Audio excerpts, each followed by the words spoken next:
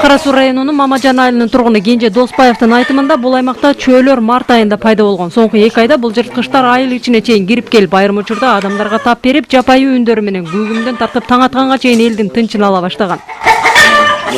Чөө сыртынан бир караганда түлкөгө да, карышкырга да бир аз окшошуп кетет. Боюнун бийиктиги 45-50 сантиметрге, денесинин узундугу 80 сантиметрге, салмагы 7-10 килограммга чейин жетет.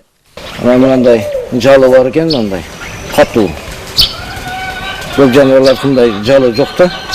Мына куйругу кыска экен, мына буттары узун, мына алдын колдору кыска. Август айынын орто ченинен тартып, Мамажан айылындагы мына бул эски көрүстөндөгү топурактын бетине кандайдыр бир белгисиз сөөктөр пайда калып жаткандыгы байкалууда. Мындан улам кооптонгон жергиликтүүлөр ушул көрүстөн аркылуу өтүүчү жолдогу каттамды токтотушкан. Айыл башы күнүгө ушул эски көрүстөндүн тегерегине коюлган капкандарды текшерүүнү адатка айланткан. Анын айтымында чөөлөр айылдын так ортосун кесип өткөн көптөн бери кароосуз калган саздактуу, бадалдуу жерди байырлап алган.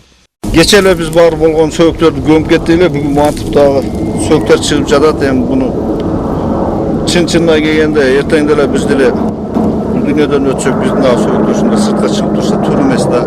Аймакка соңку айларда чөөлөрдүн короолоруна чейин жакындап кирип жаткандыгын айыл аксакалы да ырастайт. Быйыл жайдын күндөрү малдарды суучулар жүрдү да, пактасын сугарат, жүгөрүсүн, бедесин, будайын сугарып, ушу будайдын иштеринде жүрүп, нападение эткен учурлар болду. Алгаш жырткычтар үй канаттууларына кол сала баштаган. Мындан улам айылдыктар кечки 6-дан кийин көчөгө чыкпай, балдарын көчөдө жалгыз жарым ойнотпой да калды. Ушу айыларлар мынашыларга басып атат, көрүп атабыз, мынанды бала чаканы эшикке чыгара албайбыз, даже бала эмес, өзүбүздүн чыга албайбыз. Коркобуз. Үрөйдө учурган бул окуядан айыл өкмөттүн да кабары бар. Ал тургай атайын мергенчилер тобун да чакырган. Bir haftanın içinde охотниктер келсе, советтик балдар келсе жок кылат, bir haftanın içinde жок кылат деп сөз берип кетти. Бул договорду түзүп койдум мен. Бирок бул мергенчилерден bir аптадан бери кабар жок. Күтүп чарчаган айылдыктар жырткычтар менен күрөшүүнүн жаңы ыкмаларын ойлоп табууга аргасыз. Азыр дагы башкача бир капаздарды даярдап атам.